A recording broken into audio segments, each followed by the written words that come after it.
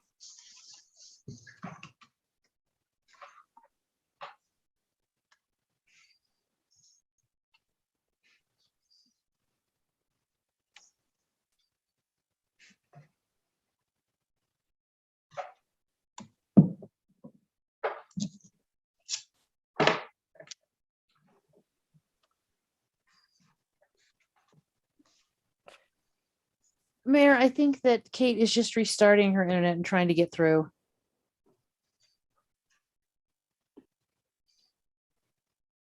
That's good to know. Thank you, Lisa.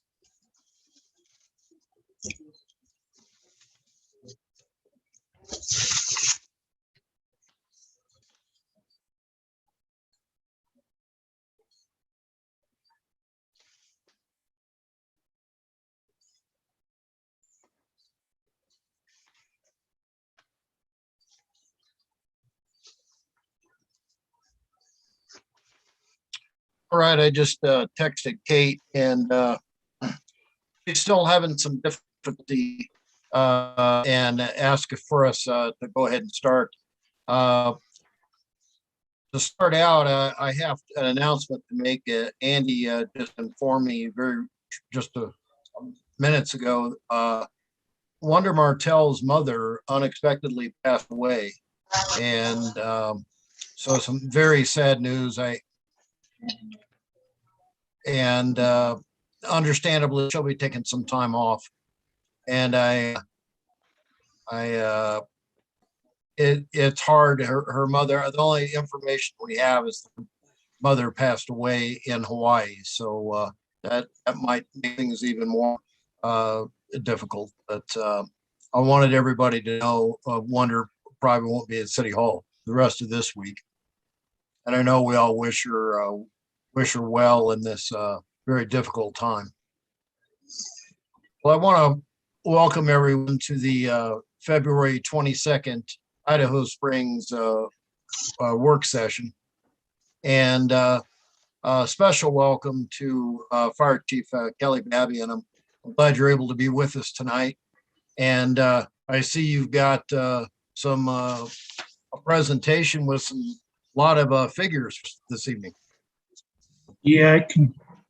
Thanks for having me. I can baffle you with information that I don't have in a understandable platform. So please be patient with my presentation. Bet. Am I able to share my screen with you? No.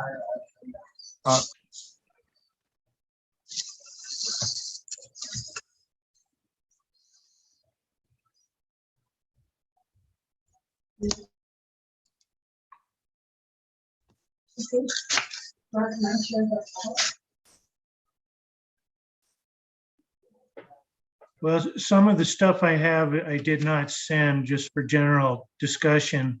The stuff I did send, I think I can guide you through based on the subject matter. So let me know when you want me to start and I'll start babbling.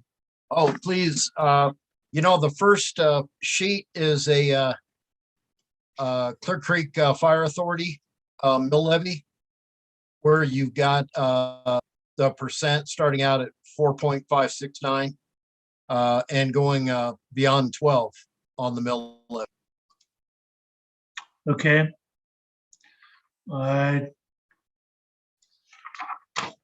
Pull that out of my stack here. That sheet is to show, and I highlighted Idaho Springs in yellow. So that shows the 2021 assessed valuation, which gives us our revenues for this year. 4.569 is the current funding agreement in the IGA. And that's what the other municipalities pay for based on their assessed valuation. So this year you're contributing $144,908. And then you can see below that what Georgetown, Empire, and Silver Plume contribute based on their assessed valuation. That column shows a total for the municipal contributions and then a total for the emergency services district contribution. For those of you that don't know, the emergency services district is a district we formed in 1989 to get revenue from the unincorporated area. And at the time, Idaho Springs was providing the majority of the service to that area. And I can go into that a little more in our history if you're interested in that. What I have there in the next columns there is to show what the contribution would be for a 7 mil, an 8 mil, and going through up to a 12.258, which is what Evergreen's mill levy is currently. Later on, when we talk a little bit more about the IGA and the ballot question for the end of the year, or in November, it's been suggested that we request going to a 9 mil levy for supporting our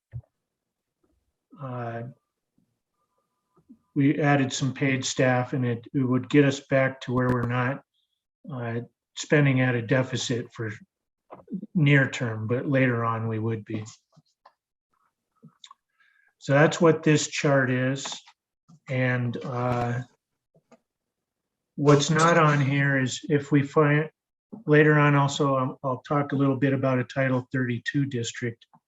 And if we go that direction, we are going to have to start that out with a mill levy request of 15 mills or better. Any questions so far on that chart? Yeah, Chief, I was just doing a little quick math, and it looks like to me, with a little over 900 addresses here in Idaho Springs, this is ignoring commercial versus residential. I'm just Yeah. saying, for kind of easier math, this would increase an average address maybe $165 a year by my math. Yeah, and I have another chart there that shows you, it's under the mill worksheet. And it, pull my screen up to see how many I had on there. Well, I'm glad you broke it down, because there is quite a bit of difference between commercial and residential. Yes, there is. And that's where it gets painful in that Title 32 district subject.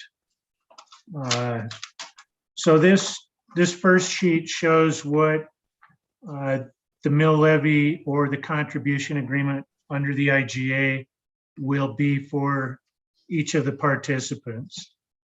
So of important note on this is the municipalities, this money comes out of their general fund. So the property owners are not assessed for that amount. With the ESD, the unincorporated area, that money all comes from property tax. Do you want to look at that mill worksheet next? That'd probably be a good idea. Help us stay on track with that one. Okay, this chart shows how the mill levy is assessed. So you start with the market value. And for residential, you multiply that by 7.15%, which gives you per $1,000, it's $71.50 for assessed value. So we would then take that by the 4.569, which is our mill levy for that district, and that would bring in 33 cents per $1,000 of market value on a house. Or if you look at it the other way, of the assessed valuation that the assessor puts on your property. So I gave different amounts here.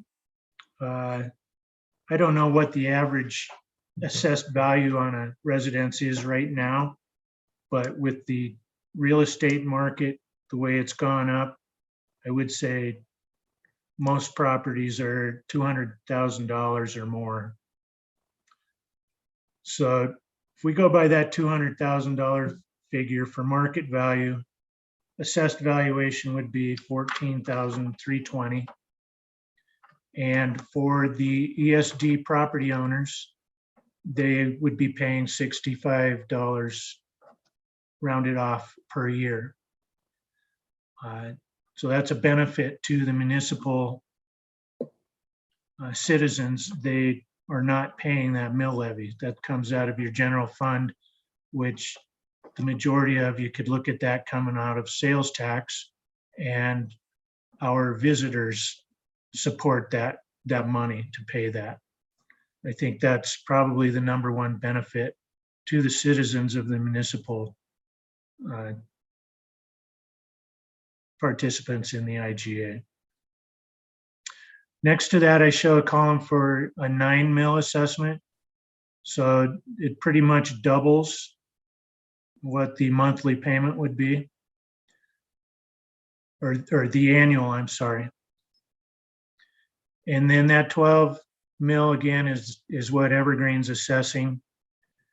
And then the 15, if we were to start at Title 32 district, the municipal property owners would start paying that mill levy. So for a $200,000 property, municipal property owners in Idaho Springs would be paying $214 a year additional tax. Commercial is taxed at 29%. So my chart there starts at $100,000 for every $100,000 right now. In the unincorporated area, a commercial business is paying $132. Going to a 9, that would double. And then the chart goes down there, starting at $500,000. You can see that their tax rate goes up quite a bit. And most commercial properties in the county right now, I would say, are at $500,000 or more, depending on the square footage of that. So you can see there that if we did a Title 32 district at 15 mills, which is on the low side, $500,000 property would be paying $2,100 a year in a new tax. And that's what this sheet is for. And this goes along a little more with a couple more sheets I have there. So that's a quick nutshell on that. Does anybody have any questions on that? Chief, can you, before we go any further, can you give a very brief explanation of what a Title 32 would be? I'm not familiar with that. The best example of that right now that's easy to show you is the rec district is a Title 32 district. So they have a taxing authority within that district, and they have an elected board of directors. So every 2 years, I believe they have a ballot issue for board members. Without going into the detail, which is there's quite a bit that goes along with it. The way we have the fire authority organized right now, we are given the authority of a Title 32 district minus the mill levy assessment. So we can't charge a mill levy or a tax on properties. And I would be open to discuss, actually, we need to discuss that further probably in another session with town staff. And any of you could participate in that. But that's going to be a big discussion for that IGA renewal. Thank you, Chief. I appreciate that. Hey, Kelly, thanks. Is the Title 32 district like any other special interest district where the board within is all picked within members of, and then each member would be like selected themselves? There would be no like appointments or like voted in members to that district where I know, because like a lot of special districts on new developments, et cetera, they're designed for, developers to make, endless amounts of money forever and ever and ever, where, each one of their votes is always in favor of, because they're all on the same team, same board. Would this be the same kind of district to where anybody could run for a position or a seat on that particular board? This would be different than a metro district. This district would have I won't say the right word here, but there's different wards that represent areas that we would have to map out to equalize as close as we could the population in those areas. So a Title 32 district would have likely a minimum of 5 directors and possibly 7.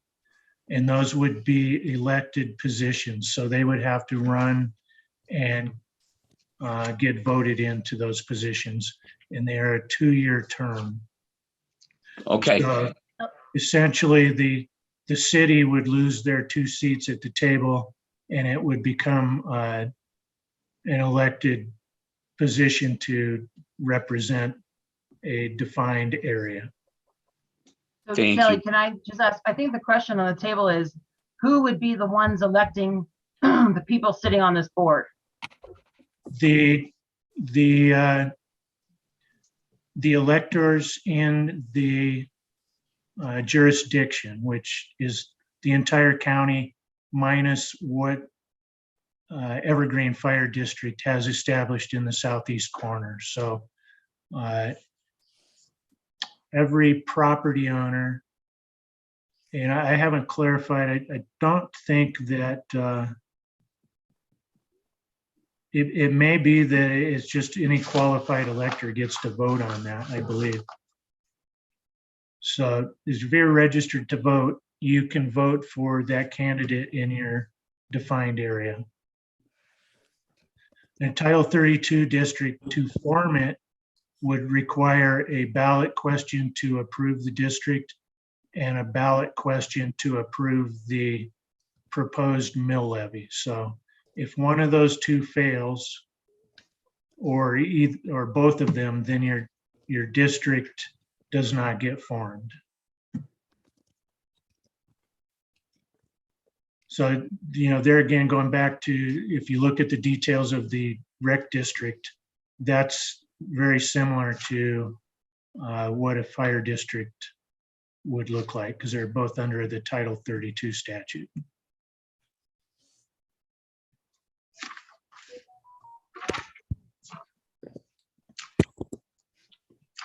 Okay, any more questions? How much time do you want me to take here? Well, Chief, I think it's important, that we look at the amount of money, but also what the funds would be going for. Okay. So if you go to the cash matrix with the 2, I believe the first sheet there shows at the bottom in yellow, add 1 shift crew 24/7. Is that what you're seeing? Mhm. Yeah, Okay, so this is a cash flow matrix I've been working with that shows our operating expense in the first line, capital projects, and you can see there we've had some different ones for fire stations and ladder trucks. Those 2 give us our total expenses. And then we show the municipal contribution, the ESD contribution, miscellaneous money and grants. And those 2 lines total out for the prior year. So those aren't in there for projection other than the miscellaneous, which holds just pretty steady. That shows total income minus those expenses, and then shows you where we're at the end of the year. So with our 2022 column there, our approved budget operating expense is $1,625,000. Capital projects, which are some radios for $41,000 and $1.5 million for starting a Station 2 project for a new station in Idaho Springs. Our municipal contributions are at $312,500. The ESD contribution is $736,700, which you can see is quite a bit lower than last year. And that's due to the reduction in the Henderson revenue. And you can see that well, I'll finish that column. So you can see there that we are spending at a deficit of 2 million if we were to fully spend our budget this year. Currently, we have 6.3 million in reserves. So we would pull that deficit spending out of those reserves. In that very bottom line, you can see those reserves go down every year based on our spending. So this chart shows what we would look like in 2023 if we add another shift crew, which is one firefighter and one lieutenant, 24/7. That costs us $397,000 a year. So that adds to the operating cost. And this chart shows what we would look like with a 9 mil increase going through 2031.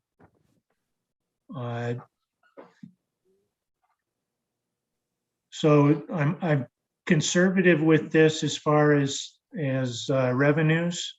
I don't show the municipal revenues going up after that first year, but I do show the ESD contributions going down because we know that we're going to be losing Henderson money for another 2 years for sure.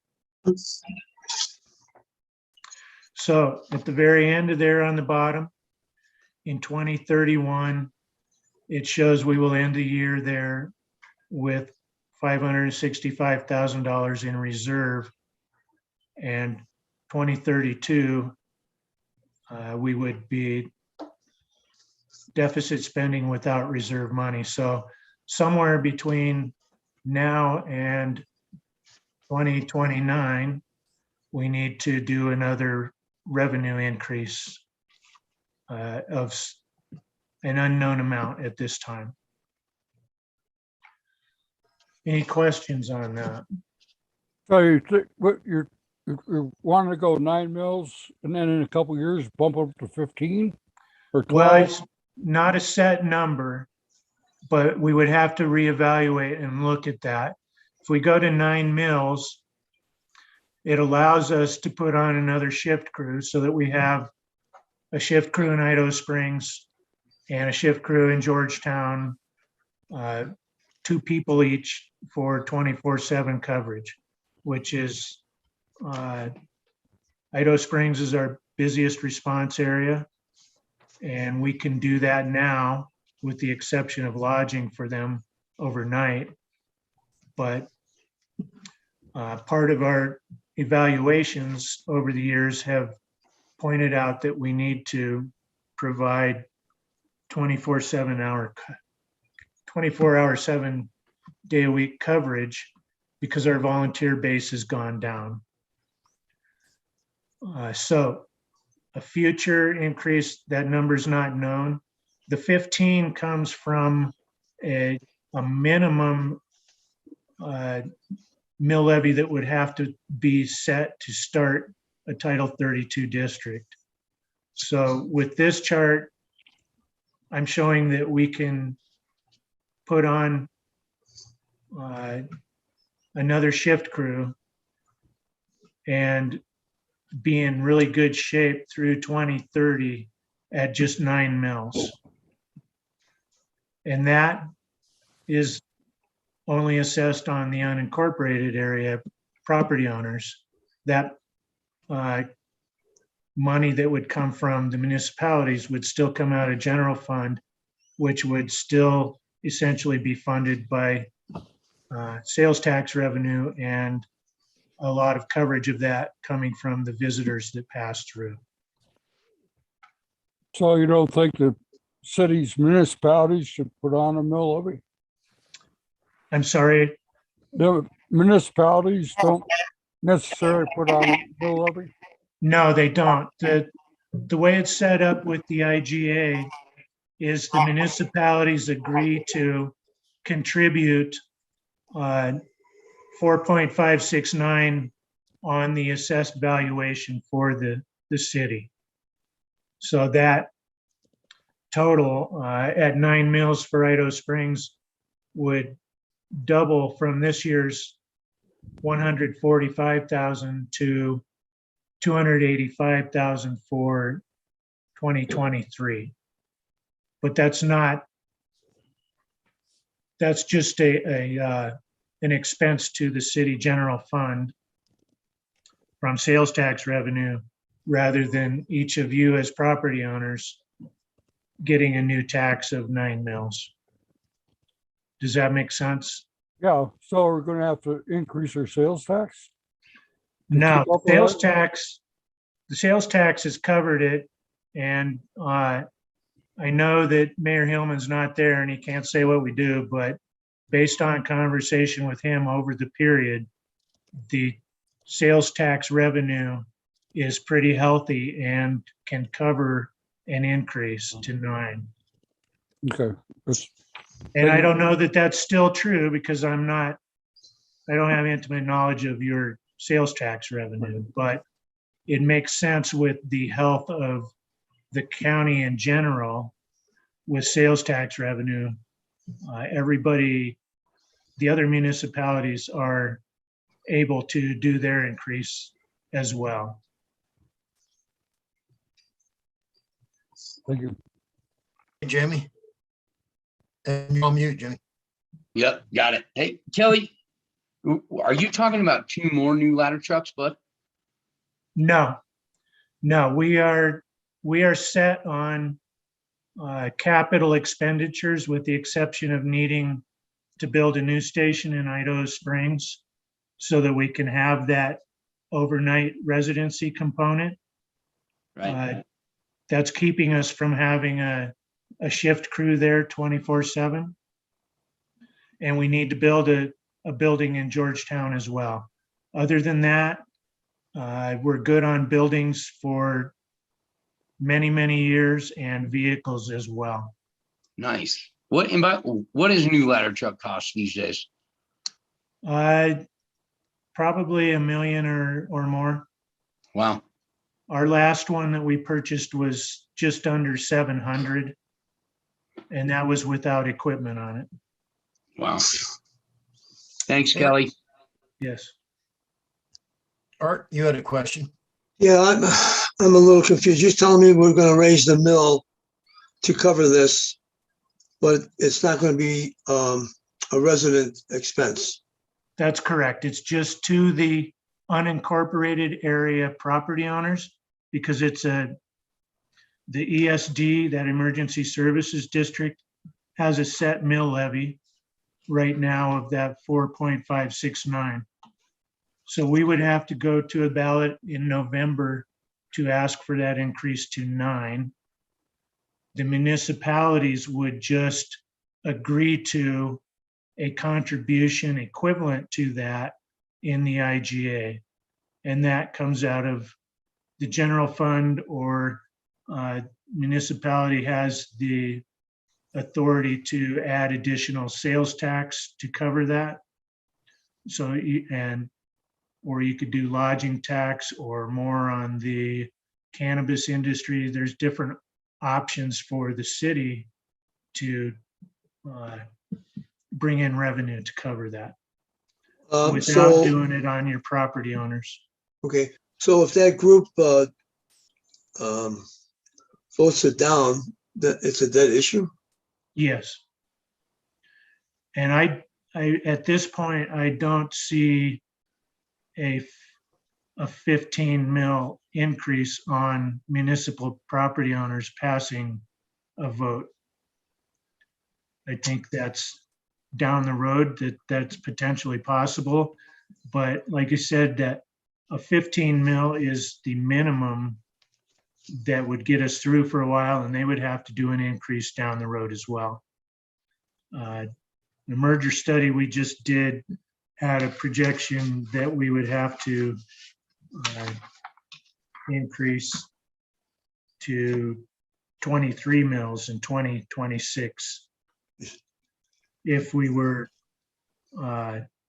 merged with the ambulance, that total would be 23. So minus the ambulance, we're still down probably 19 mils at least. And that would have to be studied out pretty close to get that actual number. Thank you, Kelly. Kelly, you have a 2022 capital expenditures of 1.5 million plus, and then 2023, 1 million. That covers both of those buildings, the Georgetown and the Idaho Springs? That just covers Idaho Springs and doesn't include grant applications with DOLA. So I'm looking at current requirements for fire stations. We're probably looking at close to $4 million for a new station.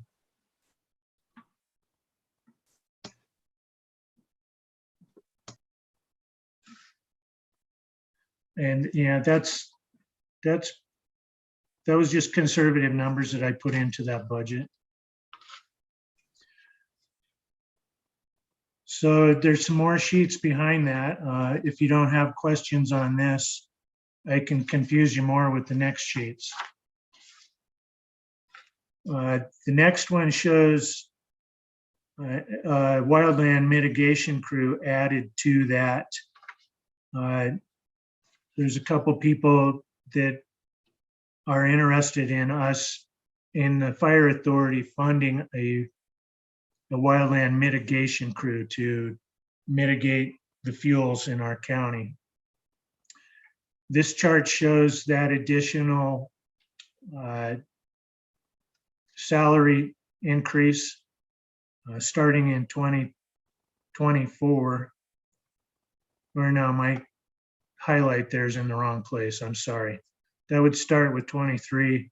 And this shows that that deficit spending would start in 29 rather than 32.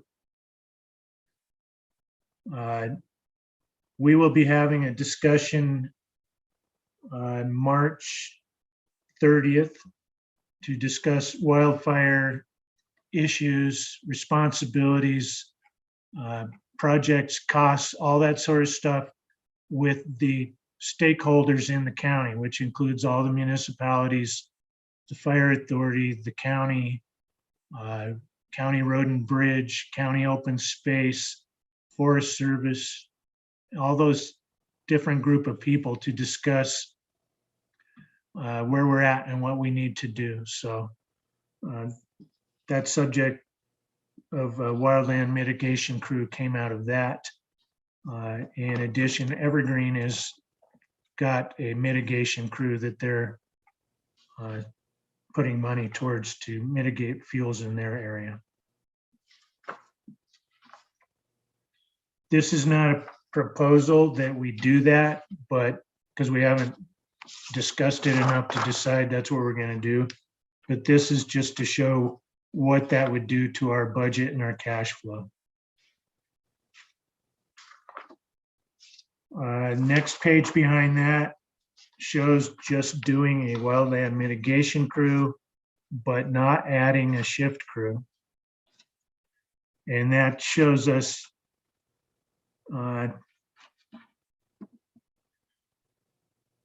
to be pretty healthy all the way through 2032, 33 probably. But at some point between now and then, we would need to be putting on more shift crew because our call volume is going to go up and the demand for service goes up. So it's a very dynamic thing, and we're going to have to stay active in adding people and finding money. One thing I didn't send to you, which I neglected to get into that packet, was a chart that shows no change, staying at our current mill levy of 4.5, not adding any crew. The last year for not deficit spending is 2026. In 2027, we will be negative roughly $500,000. So even if we stay as we are, no change, we're going to be out of money in 2027.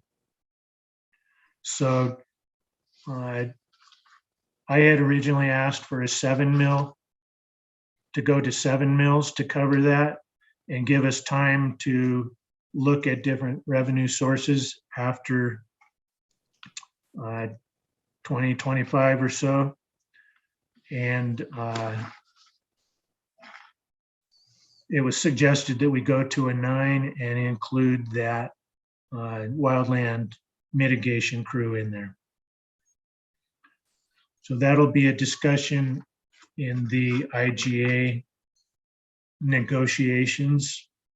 The county commissioners are the board of directors of that emergency services district, and they want to renegotiate the agreement. So we're not sure what that's going to look like yet. And we're gonna start that tomorrow night, right? We are with the fire authority board, yes. Yes. And then I will be requesting a meeting with each of the municipalities to discuss that further with them based on what we come up with from the fire authority board. And I'm not sure yet when we will have a meeting scheduled with that, essentially the county commissioners, to discuss that. Art, I saw you had a question. Yeah, just briefly, you touched on personnel. As far as the fire departments across the country, what have you, are you aware of they having the same situation as far as hiring people as the police department? And could you tell me what a new fireman would be hired at, is what type of salary? Well, I'm not familiar with the hiring of paid firefighters issue. I Okay. think that's still pretty competitive here in the state. And we lose some of our shift volunteers to paid departments throughout the state. Right. There is a huge issue across the country with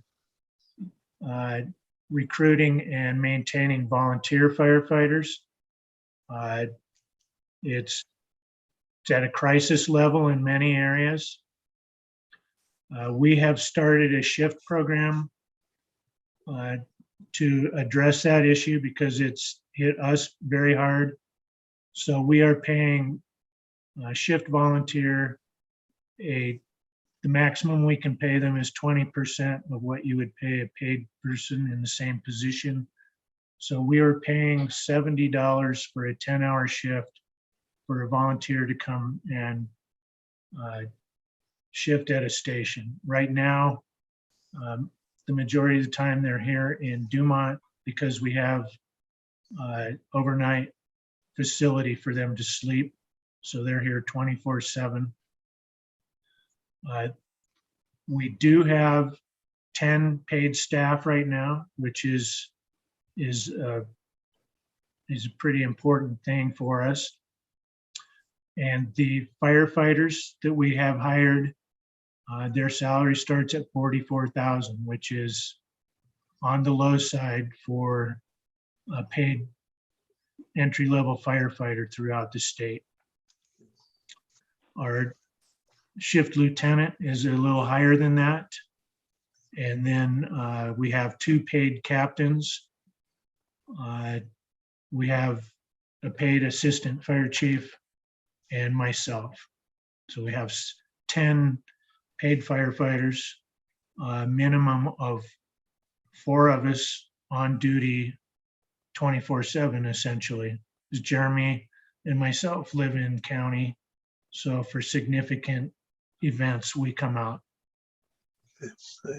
Thank you, Kelly. That was a long explanation for your question. No, it was a good one. Thank you. Okay. So, yeah, just kind of a round figure for you. A 24/7 shift crew costs us just a little, right around $260,000 for the year.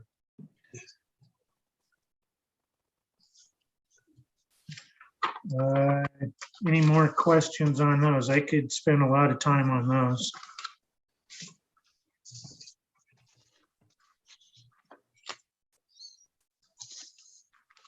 Well, I was off on that. I was backwards on that. The shift crew for the wildland mitigation, which would work the regular 40-hour work week, would be 252. But a 24/7 shift crew for fire response is 397,000, which is right now 1 mil brings in $236,000 to our budget. So that shows you that going from 4.5 to up to 9, that would allow us to have another shift crew and be comfortable for quite a while, or a mitigation crew and be comfortable, or we could do both and have a little bit less time to figure out what that next increase would have to be.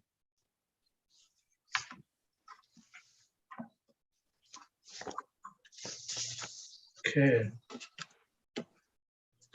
Where do you want to go next? Well, Chief, I would say that folks can probably go through the general fund budget summary on their own. That is pretty self-explanatory. You broke it down real well, you know, with insurance expenses, board of directors expenses, you name it. I think that probably is something that folks can review on their own, but I don't say this that often, but I would really encourage everybody to keep these papers for good file. You know, this is very important.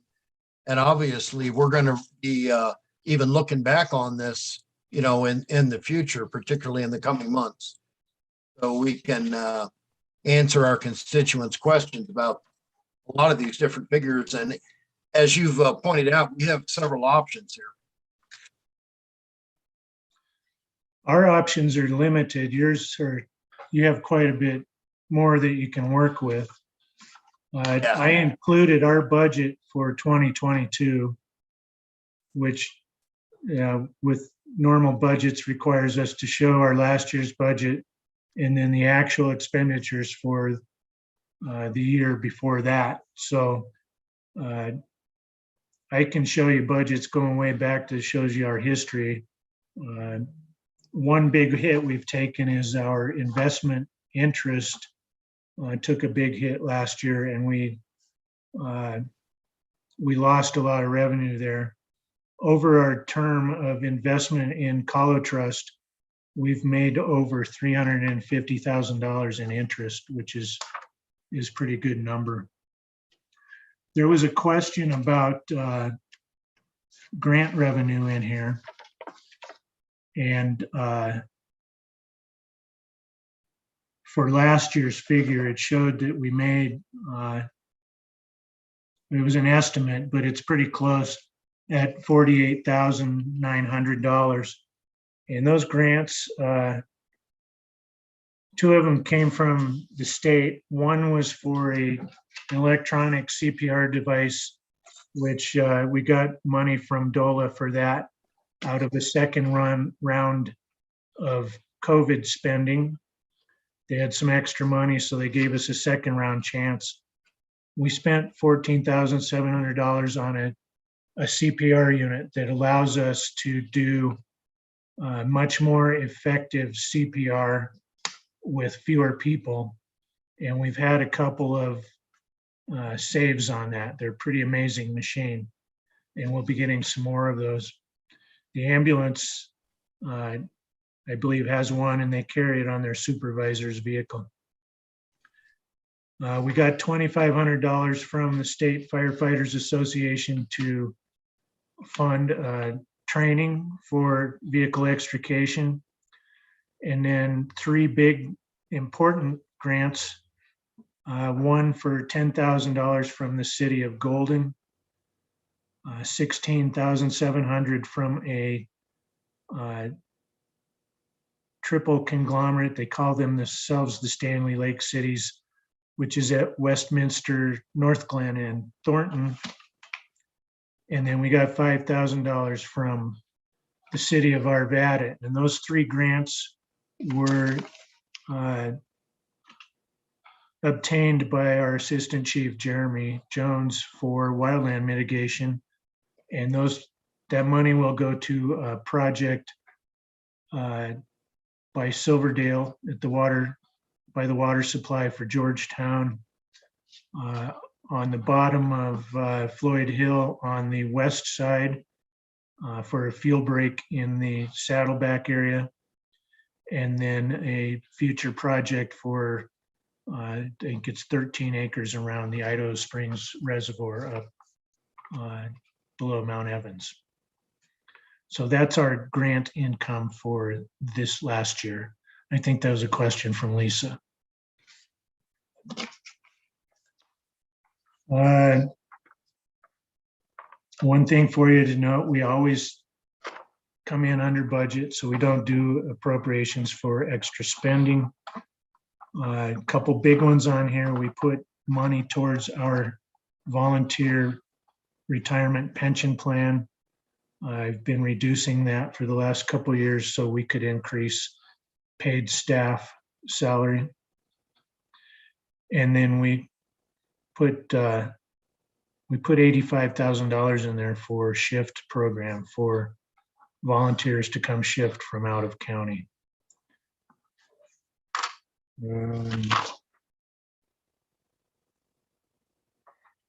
That's the big stuff on there. That at the very bottom line on that, with that $2 million deficit, that will come out of reserves if we get to a point where we're spending that capital money on that new building in Idaho Springs. That's a quick one on that budget. Of note to you, we are debt free, so we have no debt obligation.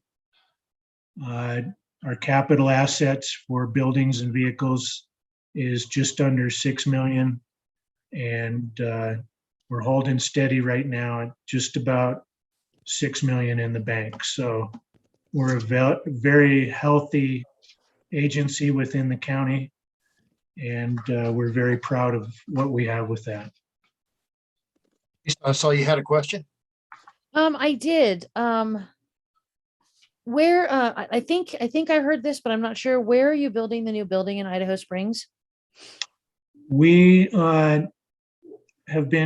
the city of Idaho Springs obtained CDOT property on what would be the east side of 103, across from the old high school, middle school building that the school district has.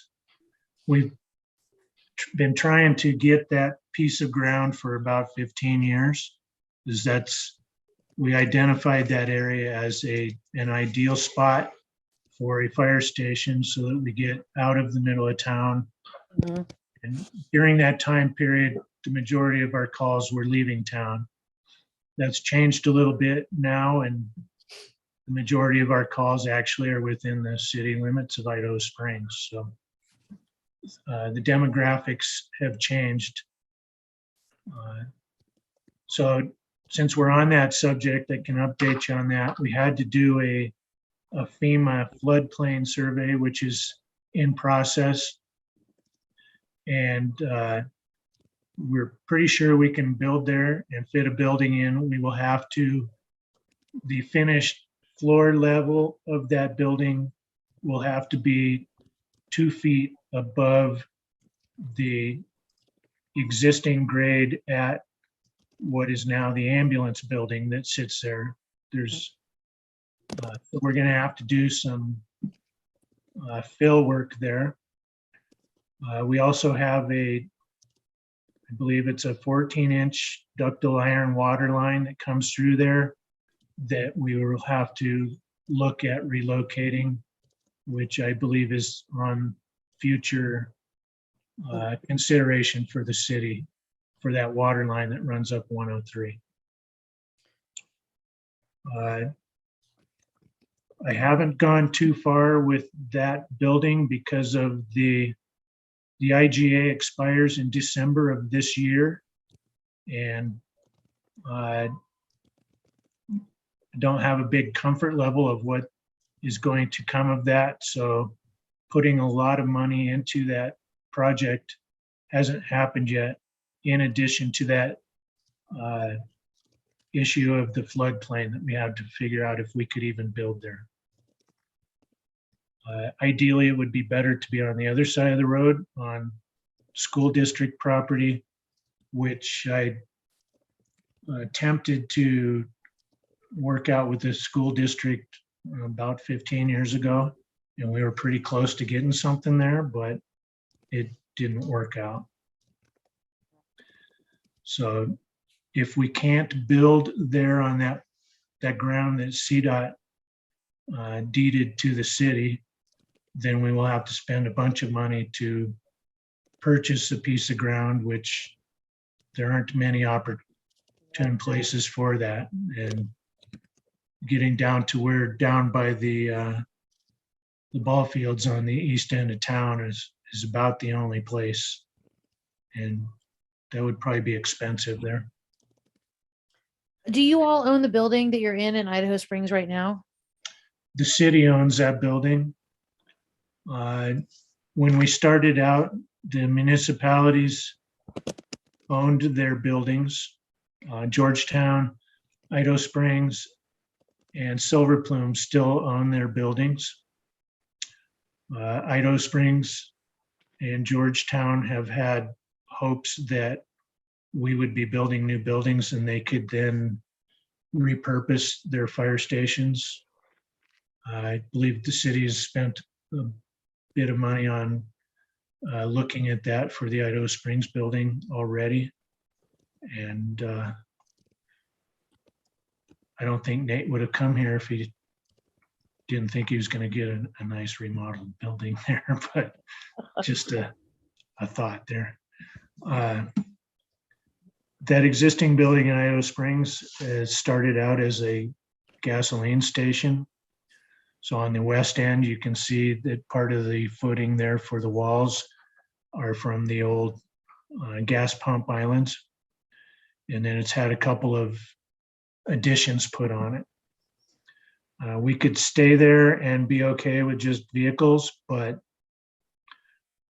for service provision in the city, we need to have a place where we can have a shift crew stay overnight. So the new building that we are proposing and trying to get worked out would have shift crew quarters for 3 to 4 firefighters and 2 to 3 ambulance crew, because we need to incorporate that into the existing ambulance building. Okay. I would like to also put at least 2 lodging rooms in there with a common area on the second floor so that we have housing for volunteers. Currently, we have apartment setting for volunteers in St. Mary's. There's 3 rooms on Floyd Hill. There's 1 in Empire, and I occupy the one in Silver Plume.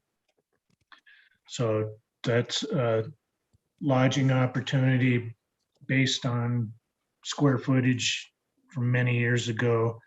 And those rooms are available for volunteers at $450 a month, which is very, very attractive for these younger people that we have working for us. I mentioned that we would have to incorporate that ambulance building into our design.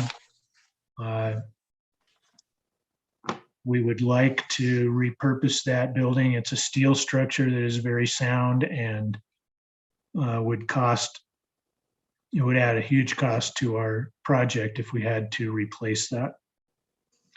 So going in there and removing the lodging portion of that and making it just a vehicle housing building and doing a new lodging area for the ambulance crew would be part of that project. That was a lot on that. No, I that would was be great. happy- Thank you. Go ahead. We lost you. I would be happy to meet any of you on site to show you what we're looking at there at any time. And I have plans that we've got drawn up with different concepts on it here at the office in Dumont. What- All right, one any last- more questions? I do have one last. Sorry, go question. ahead, Lisa. Go No, ahead. that's okay. It came to me as Chief was talking. So a lot of this is dependent on what your negotiations look like with the county commissioners acting as the board for the ESD, correct? Yeah, and that's a negotiation of the group in the IGA. So the ESD, the county commissioners have 2 seats on our board or at the in the agreement. Idaho Springs has 2 seats. Georgetown has 2 seats, and Mhm. Empire and Silver Plume each have 1 seat. So I would venture that the municipalities are in the power seat on that versus the ESD, but I don't know. That's just my opinion on that. So when those negotiations come up, it is of my opinion also, I think it's in the best value to the municipalities to stay in an IGA situation at a lower revenue input versus imposing a new tax on all of the municipal property owners. Because right now, essentially, everybody's getting their fire service through sales tax rather than property tax. And there's a lot of competition right now for property tax with the rec district and the school district and the library district and open space. And then each of the, even though the municipalities have a mill levy in there for whatever they designate that as, that all contributes to quite a bit of money for some people, especially those with a limited budget. Well, any more questions for the chief? Yeah. Nate? Yeah, more of a just comment than question, just to share. I know that the fire chief brought up a couple of different ideas on where to spend the money, and I would just like to share with the group. I think, Idaho Springs is a very busy community, and the fire chief mentioned that we're the busiest community that they serve, and so I would really recommend that the priority be 24-hour staffing. I do understand that there's a place for fire mitigation, but certainly time is of the essence sometimes, and having people that are living in our community and working there for fire services is really important. And fire mitigation, again, it's very important, but it's a sort of a Monday through Friday, 8 to 5 kind of gig. So I just wanted to share that comment more than really a question. I appreciate Kelly taking the time to meet with all of us. So thanks. To add to that for you, the housing issue has hit us really hard, and we have lost, on top of that with other things, we have lost our volunteer community base. So replacing them has been a challenge, and the only way we've been able to meet that so far is to bring people in from out of county to do shift work. We are starting on March 1st. We're going to do a 2-month test and keep our shift crew in Idaho Springs during the day, 7 days a week, so we can assess some data points on that. And then they'll be going to Dumont to stay overnight and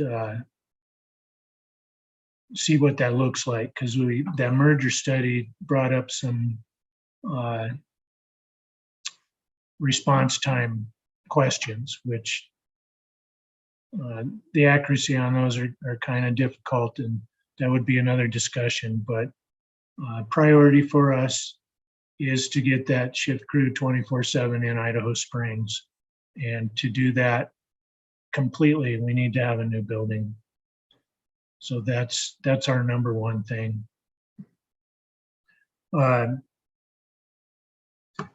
Yeah, the housing, I think the housing issue right now for the county as a whole is a pandemic issue. That's truly what I think.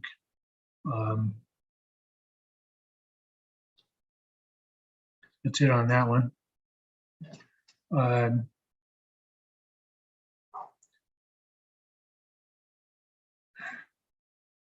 I was going to do a little bit more information on us.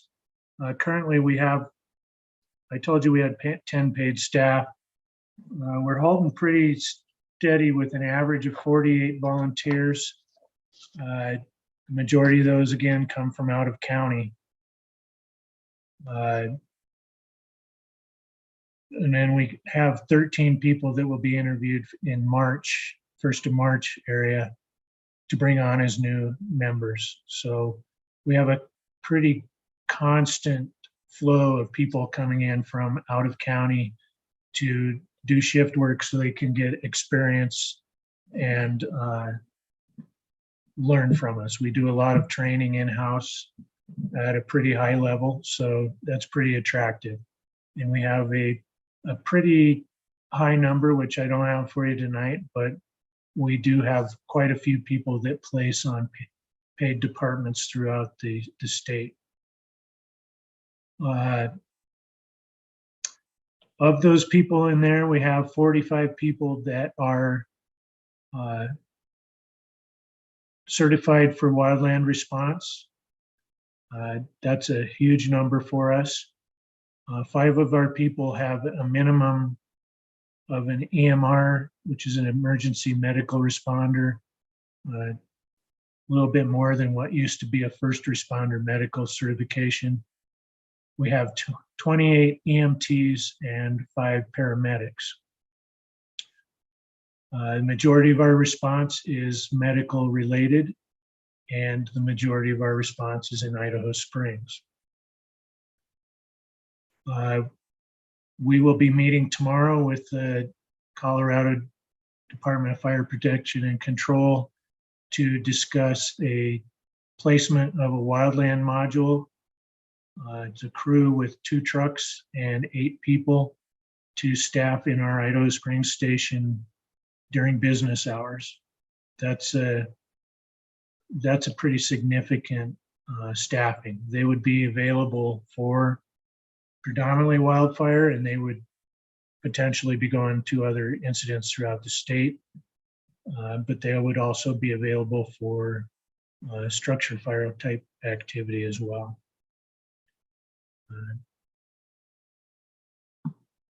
That crew currently is in Windsor, which is kind of out by the Greeley area. They want to get them more central in the state. So just the fact that they would consider us as a partner in that is pretty big for us. I think I've hit on most of the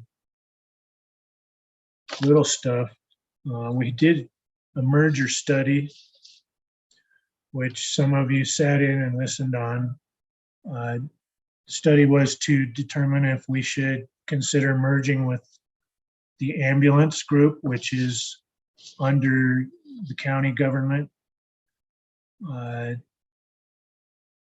Just a nutshell on that. The study suggested that we do not merge at this point in time, maybe in the future.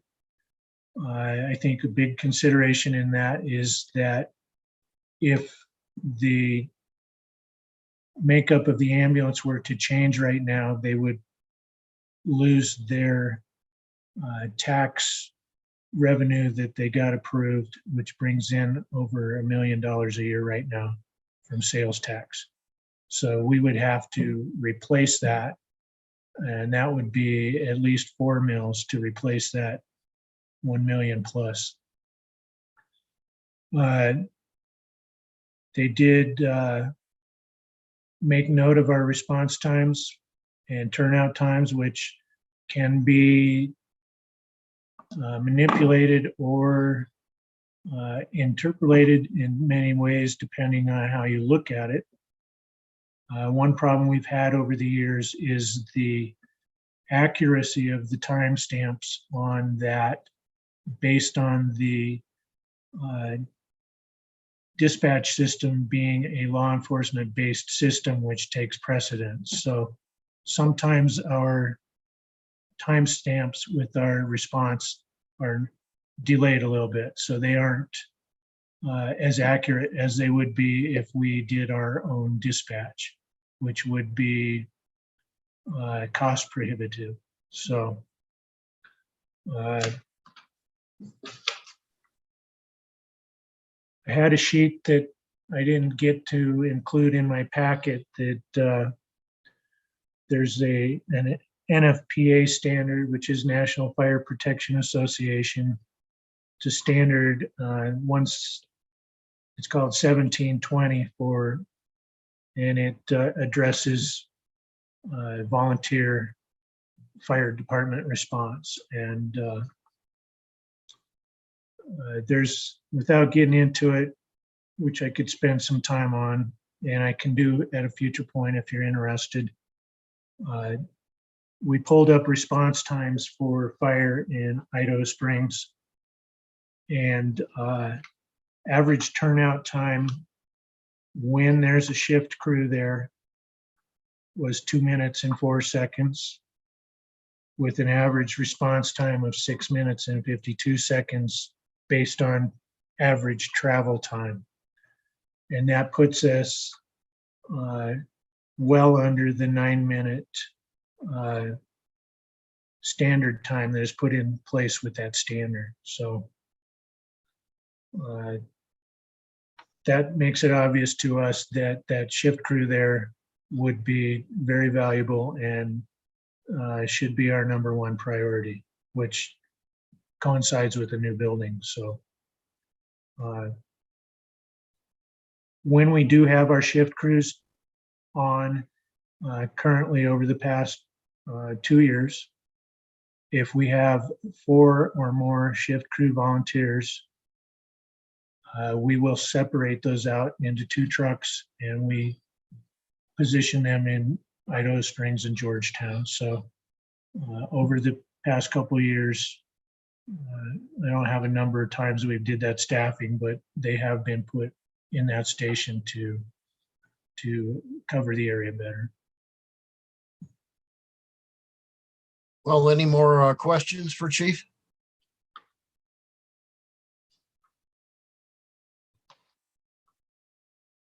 Well, we can't thank you enough for spending the time. That was very beneficial. Like I was saying earlier, this is a packet I know I will hang on to and be referencing in the weeks and months to come, for sure.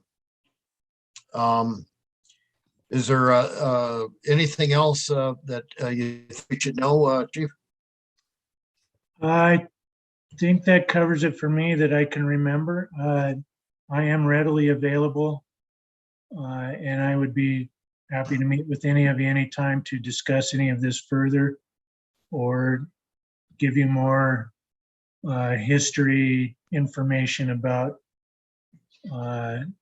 how we got to where we are today and what we're doing. We have a lot of projects going on in the community, and I have an excellent staff that works for me, and we are moving upward and forward at a pretty good pace, and I'm very proud of it. All right. Well, I want to say a big thank you to Chief Kelly Babian and Jeremy Jones for joining us tonight. Very, very informative, very important. Thank you. You're welcome. Thank Guys. you.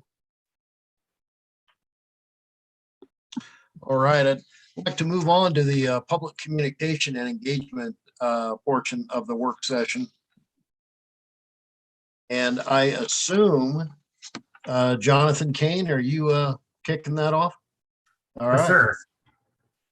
Mayor and council, city staff is just requesting direction from you regarding how you would like to improve our public communication and engagement efforts with visitors and residents of the city.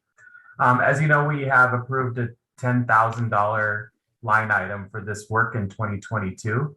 And so I prepared a memo for you just kind of talking about some of the issues that we may want to think about in terms of public communication.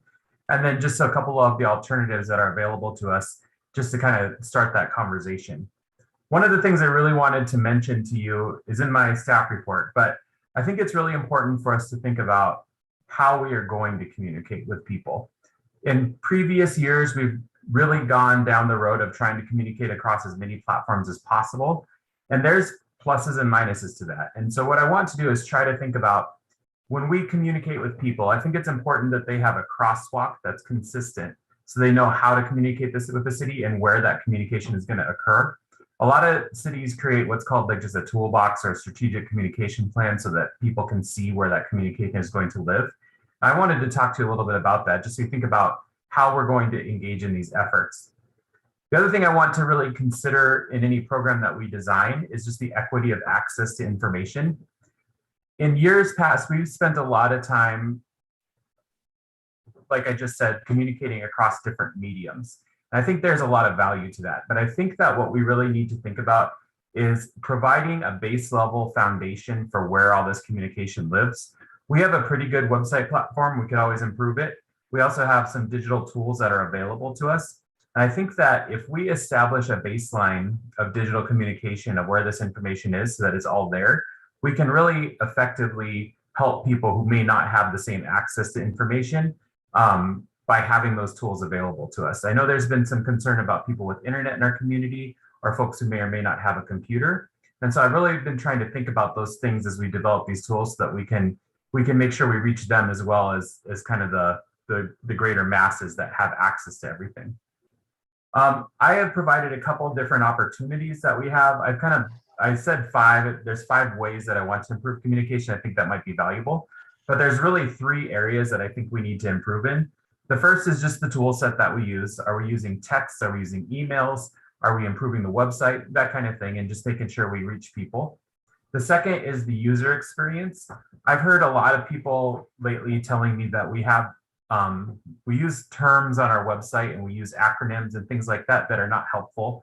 Not everybody understands things the same way that we do. One of the things I've even heard lately is that the word packet can be a little bit intimidating to folks because they don't know what that includes in you guys get your packet in the mail, but people don't always know that that's an agenda, minutes, and then meeting materials. So just looking at those words that we use and where things live. And then finally, just making sure that we create a feedback loop for citizens so that they can communicate back to us when things aren't working. A lot of times people will call City Hall and they don't necessarily know who they need to talk to. And we've been working at the administrative level on just building a level of service for people so that we can make sure everybody talks to who they need to talk to and we deal with those things in an appropriate way in time. The last half of my staff report just basically deals with these ideas. There are a couple of things I didn't mention in here. I kind of hit the very basics, kind of the low-hanging fruit of things I think we can do. The first is I think we can really improve how we push out information. I put 2 tools that are really commonly used by governments. One is called Granicus, one is called Civics Plus. They both have a host of tools that are email blasts, they're text messaging tools, there's newsletter tools.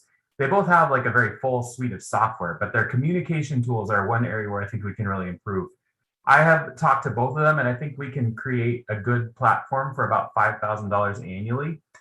You have to pay separately for text messages sometimes just because of the way that those are sent, but those are a really important tool for people who may not have a computer. So that's why I kind of threw those in there. There's another computer program that I've talked to staff about, and Mayor, I mentioned it to you briefly. It's called Bang the Table. And what it is it's a community tool that lets us talk about programs and projects that are happening in the city. And it lets us have appropriate conversations with members of the public about those projects. As you all know, if we have a quasi judicial hearing or something to that effect, there are certain times and places where you shouldn't be talking to the public about certain things so that you can make a good decision when it's time to make that decision. And tools like Bang the Table make sure that that happens. There's a couple other things I think that we could do right now that are going to meet your goals as a city council. The first is looking at the user experience on our website.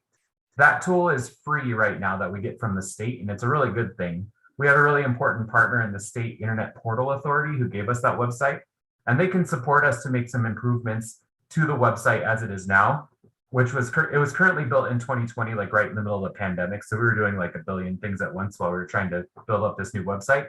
So it is time for us to iterate on that platform, whether we keep our platform or design a new one. I think that we could do some really cool things with our website as it is. One thing that we've been talking about at the staff level is, can we create kind of a 311 experience for people? A lot of cities have a number you can call to report a pothole or problem. Chief Busick has this on his page a little bit. It's called Crime, I think it's called Crime Stoppers, where he can give tips and things like that. We can do that for the department levels, and we can even integrate those into a spreadsheet so we can begin tracking service issues throughout the city. That's something that we can work with SIP on. It takes a little bit of time, but it could be a really cool tool for us to integrate that's free. The other thing I'd like to do is just look at how we have information on the website. We have a lot of plans, studies, all that kind of stuff. And to kind of some of the community's point that sometimes that information is hard to find, we need to build better experiences. So if you're coming for a building permit, you have a building permit page that's built out. Everything you need to know is right there. And if it's a one-stop permit, it tells you exactly how to do that. Or if there's more steps involved, how to do that and how to contact, for instance, Jared, if you need to talk to the planner or whatever. And those are some changes that we're working to integrate right now. There's some security measures that the state requires for the website for other people besides myself to be on the website. And so we've been very slowly working through that process to make sure that people have access. I also put on here two other things I just wanted to mention. The first is social media. Social media is really a hard topic for me sometimes because I think it's really important because it's the way that we engage the largest portion of our community. I can regularly talk to 1,600 people immediately if I need to using social media, but there are heavy consequences for that usage sometimes. And a lot of times it ends up falling on me specifically, which is not a problem. But I do think it's important for us to think about what we're using those platforms for. One thing that I really like to do is to post our meetings there because they're very accessible. So I always post city council meetings on social media. I also in the past we have, when Chief Malenko was here, we had a more open social media policy with conversations. That's something that we need to talk about and just kind of decide what our policy is, how we respond and who we respond to. There's some questions that come up in legal areas, like how we are archiving conversations, if we're participating in conversations, or if we're just posting information. So I think that there's some bigger conversations that go around our social media use, but it's hard to deny that we have a large reach on social media. The last thing I put in here is a community survey. Most communities and municipalities our size do a semi-annual community survey. And this is a really important feedback tool, like I was talking about for city council. When you make your goals and when you represent the people who elected you, it's good to make sure that your policy ideas are in line with the community and that you understand the different issues that they're facing. So a community survey can ask a lot of those different kinds of questions. It can say, ask questions about housing or whatever the hot button issues of the day are. We can ask questions about that. Community surveys can be done in-house. We have the ability to do that right now, and we could probably put together a fairly good one just with the staff we have. You can also pay to have them completed, but they're very expensive. I only know the cost of one right now, but I think it's pretty representative. It was Brighton, so quite a bit bigger than us, but I think he told me they paid $75,000 for theirs. So it's a pretty expensive thing, but again, it's something that we could do for free if we establish a good base of questions. So those are kind of my initial thoughts on this. There are some other platforms and softwares and programs I didn't talk about.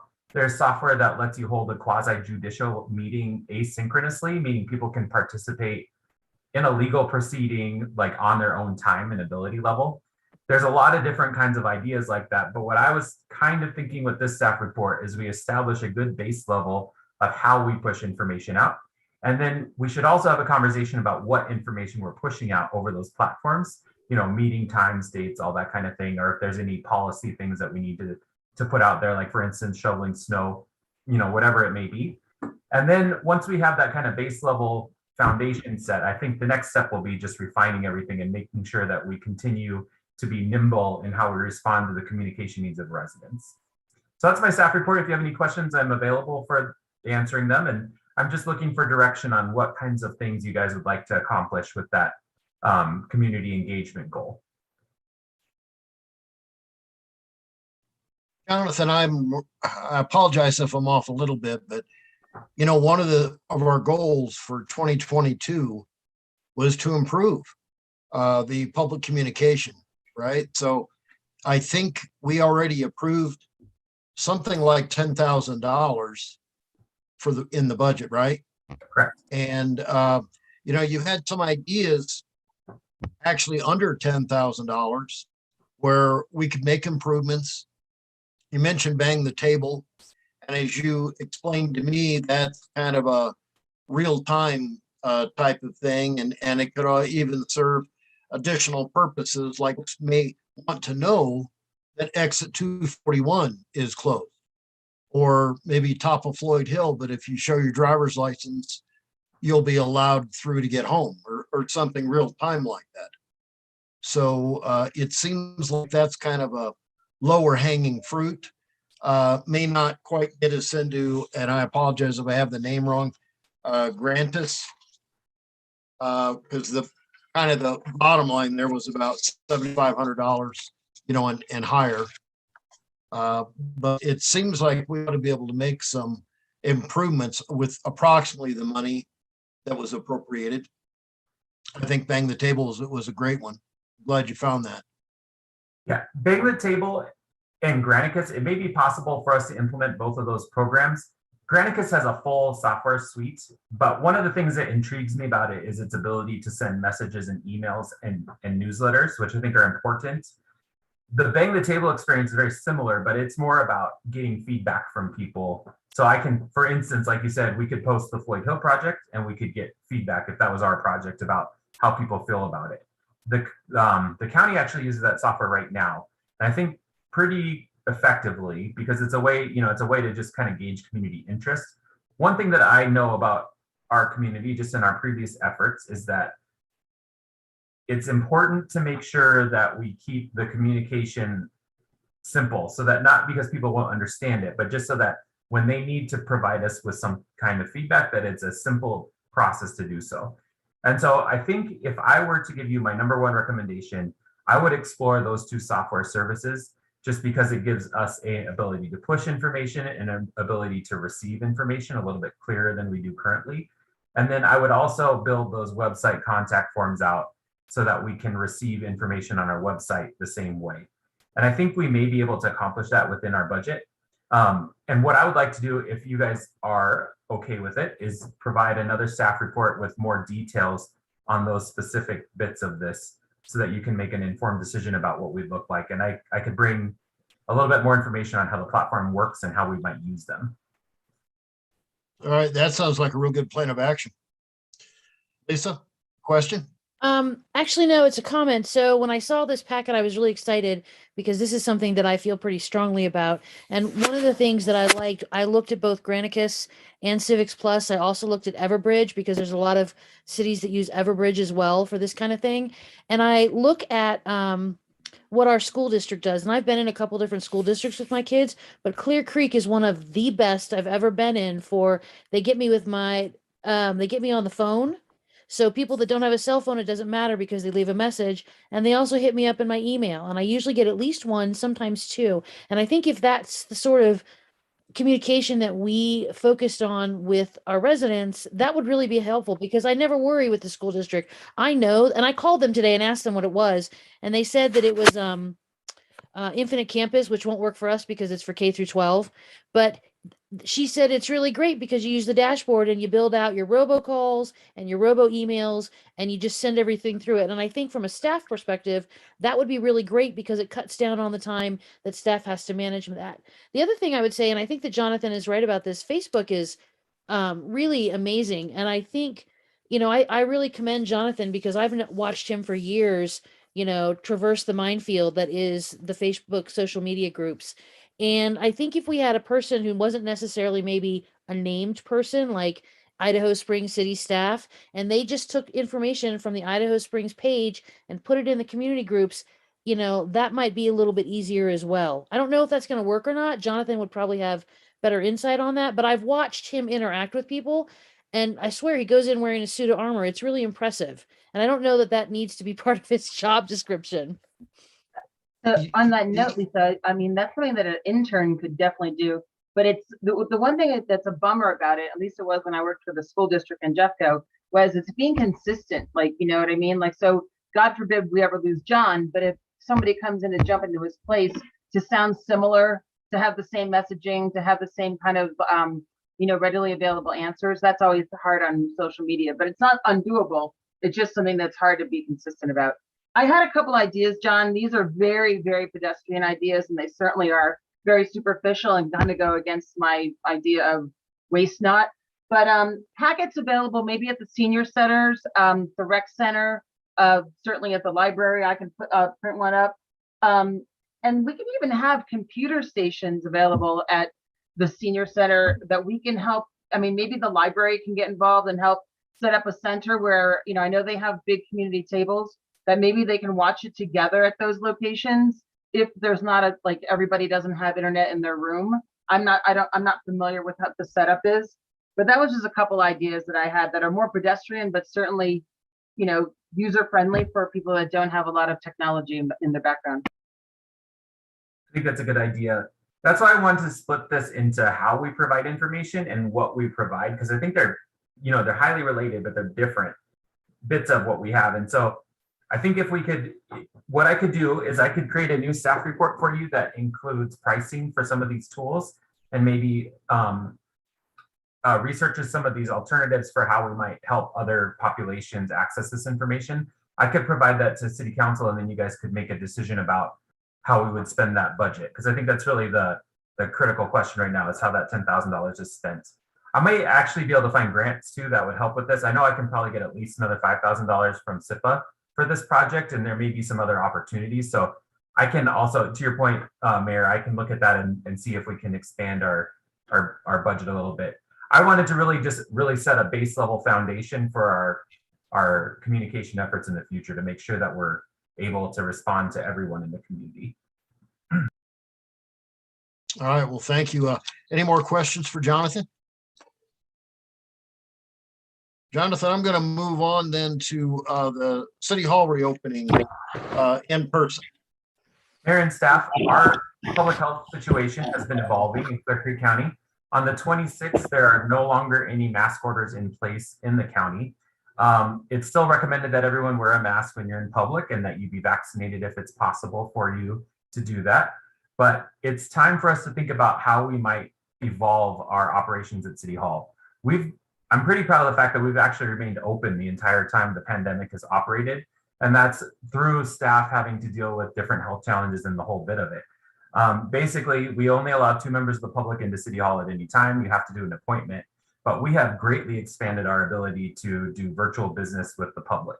So that has improved our level of service at City Hall. Just because, for instance, I can answer City Hall phone I can answer the City Hall phone from my cell phone now all the time, and it just rings on the regular number. I can transfer it to the appropriate person, and we have a lot of abilities now that we didn't have at the beginning of this pandemic. One is that we have improved our streaming ability from City Hall. For those of you that remember, we used to have some issues with audio and problems. Those are a thing of the past now, especially we use the same platform. Zoom won't change for us. We'll continue to use that. And we have a much improved audio situation, and the camera at City Hall is really nice. So I think that it is probably time that we can think about an opening protocol for City Hall, as long as we think about the health considerations of staff and council when we're there. Last summer, we did operate hybrid meetings for a time where staff and council were there, and then we had public comment over Zoom. I think that that's something that's worthy of consideration, because we do have the technology to do that. We could, in theory, allow both in-person and virtual public comments. I do want to recommend that if we do have virtual public comments in the future, we require people to put their name on their Zoom window, just so that we know who's speaking, just for the public record. There's a couple other questions that go into this. One is, should outside groups be allowed to meet in City Hall? Should we limit the number of people that are able to be in the building at one time? Currently, the council chambers the fire code is 70 people, and that is a pretty full house. And so that might be a consideration for council to think about, at least as we start transitioning to full public meetings. And then should the city require public masks while in City Hall? And are there any additional measures we should take to protect staff and elected officials and the members of the public to avoid potential exposure to COVID or other viruses and diseases while they're in City Hall? We do have one thing I just wanted to mention. Some of our staff members have some fairly significant concerns related to COVID, but we had put some protocols in place that help, I think, mitigate the dangers. And so I just want to make sure that for our staff people, we have some good protocols in place so that if they are sick, we can get them into a situation where both they and their coworkers feel comfortable. And so that pretty much concludes my memo on this issue. Oh, Kate, I saw you had a question. Actually, a couple of things. So when it comes to staff, I fully think it's time for us to be inside if we feel well enough to do so. As was earlier in my evening, obviously I was having communication issues with my Zoom, which kind of like start me off on a weird meeting anyway, because I get frustrated. But yeah, I'm ready to be back inside. If it's staff concerns with like anything, like they don't want to be in a room full of people, I completely understand. Maybe they can Zoom in from their offices. They're separate parts of the building so that they don't have to be there. I think that that's a personal, a decision that you have to make, and how you feel, what makes you feel safe. What was my other stupid thing? I forgot already. All right, somebody else take it on, but I'm ready to be inside. That's all I'm saying. Well, I'll tell you, I'm all for meeting in person. I do, however, think that a hybrid option is probably the best, only because I want to be respectful of perhaps someone who is elderly or in poor health, and they just feel compromised. I think they should have the option of being able to come in via Zoom and not be in the public. I think it's probably best that we have that option remain. And, we have the technology, so why not? I will say, as far as the staff, I don't think it would be too much to ask to have folks maybe wear a mask to come in to pay their water bill. I think, we can still meet in person. We can separate out a reasonable distance and not wear masks, once we're seated. I also think that the fire code might be 70, but it's probably a bit early to open up to that, sardine can of a humanity crushed into one small area. I think there should be limits, but I do think we should open back up to the public. And like I said, I think once everybody's seated, we can take the masks off. I would think that we're at least at that level. And staff isn't giving us major concerns about this or major problems where they're being difficult. It's just they just want to make sure that we create a safe environment for everyone. So absolutely. In fact, I will always wear a mask inside, guys, until the foreseeable future. I mean, I just don't have a problem with it. I think we should meet in public, but I think when it comes to the staff, I think they should create the rules that they feel most comfortable in. And everyone would just, whether it be the public or ourselves, we will abide by them. I just think that's the only nice thing to do. So, but as far as us I like meeting, that.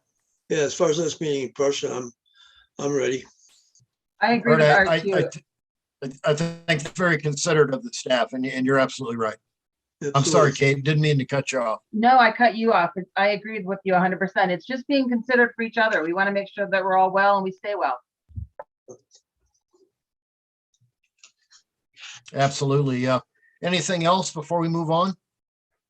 Yes, Jonathan. Mayor and council, would you like to go live at the next council meeting, or is there a date that you'd like to have that change go? Andy? Mayor and council, given this direction, I would like to suggest, just so we can ease back into the transition and make preparations, that we consider going back in person with a hybrid model at the first regular meeting in March, which would be March 14th, if that's acceptable. And that would also be, I would propose the day we would reopen City Hall to the public. Well, sounds good to me. Me too. Everybody all right with that? Yeah. Yes. Yeah, Will that be on the absolutely. packet? Are you gonna put that on the agenda or the packet? So we all know? Oh, We'll John, modify that, and we'll work to make sure that that's communicated across the board. Okay. And we get to go out in zero weather. yeah. All right. And Mayor- Anything more? Yeah, and also just to, we're, as John mentioned, in the summer, we had a brief period where we were hybrid. And I just want to confirm with council that we're okay with members of the council doing public comment either in person in this hybrid model or remotely. They would still sign up. If they're remote, and I'll work with John on this, but there are different options there, but they would, so we have, it'll be a little trickier and we'll have to work out some logistics, but I think it's doable. So that way the public can come in person, they can also participate, they can watch and also even make public comment remotely. Is that the desire of council? Yes.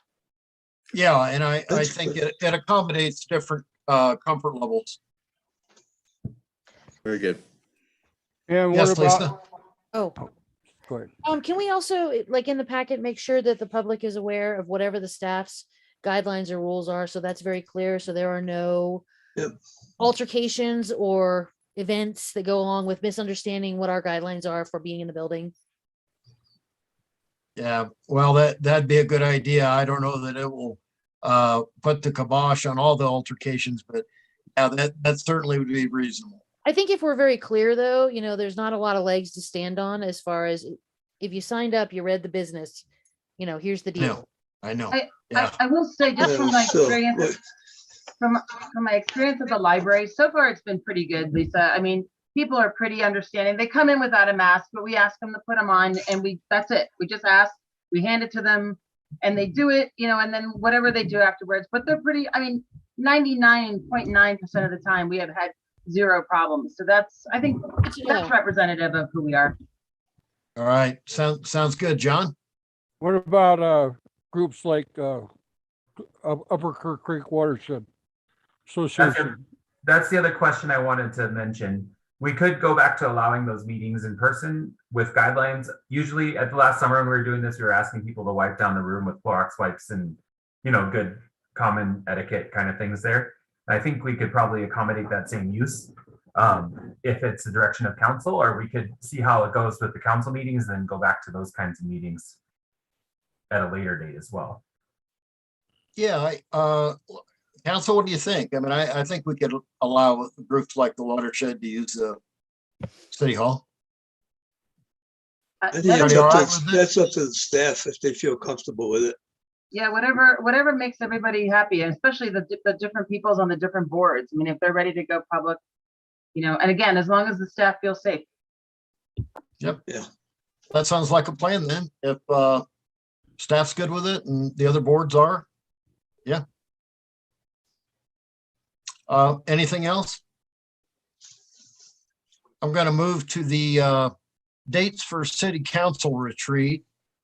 And first I'd like to ask, because, some folks work, and would Fridays work, or does it need to be Saturday? As far as I'm concerned, it could be any one of those 4 days. So whatever Okay, the rest of people want to do. Yeah, I'm not available for the April dates, just the March dates. okay. And I can make either one of those work. I'm sorry. I'm sorry, Lisa, what'd you say? I'm not available for the March dates. I'm already out of town that week. Oh, Sorry. And not to throw anything into the wheel there, but I'm really good for Fridays, but I cannot promise you that I will not be at the land and therefore having wine on Saturdays. So okay, just okay. put that out there. All right.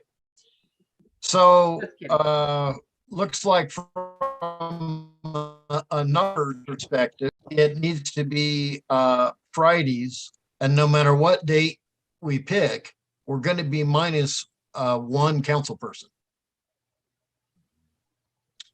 So given that it's going to be Fridays, either 3:25 or 4:1, I mean, it doesn't matter to me. I'm just trying to find what would work for the most, and it looks like no matter what, could be a maximum of 6 council members that attend this. Would it be That'd be possible to okay. have one more week? Would that work for I think, I think I don't know, Andy, what do you think? Should we ask if it could be one more week? Like he's got 4:1 on here. I'm just wondering about maybe 4:8.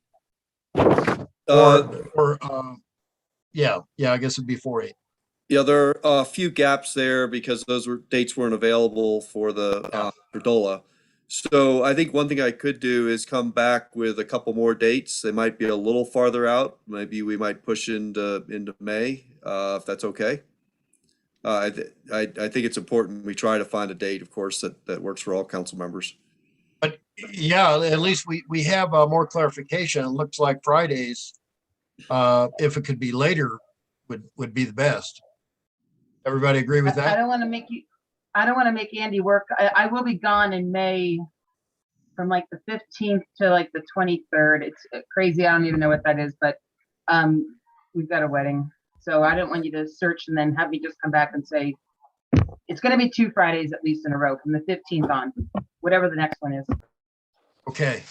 And I don't want to make it hard for Andy either, but my Fridays are available every other week, and March 25th is an available week. So if you go every 2 weeks from that, I'm available. Okay. All right. So I guess I may not be available the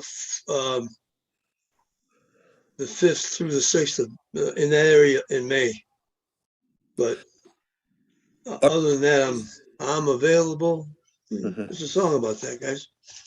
Are there other days of the week that might be possible? Maybe could we look at Mondays? Is that just to increase the options? Mondays.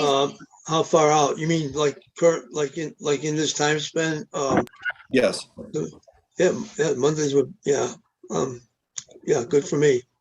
Like even Monday, March 28th would totally work for me because I'm back on the 27th since I threw the original monkey wrench. Andy, I could probably ask work and make it work if it works for everybody else. I'll just have to take the day off, but I mean, to try to help get this going. Yeah, Mondays are good with me. Scott, how are you set on Mondays? Every other Monday, I'm off. Every other Monday? Oh, okay, I'm sorry. And Art, Mondays? Mondays through April Mondays would, I shouldn't say that. Yeah, most Mondays are good for me. Okay. Late April will not be good for me on Okay. a Monday. Okay. And John, how's it look for you? Mondays are good. Thursdays I can't. I got All right. So little more clarification. All right, let me see if I can find a couple more Fridays options and then also look at the Monday options. And I'll get back with council. I might do it by email, just try to keep this going. Okay. All right. Well, sounds real good. Thank Does anybody have anything else? I cannot believe how terrible this is.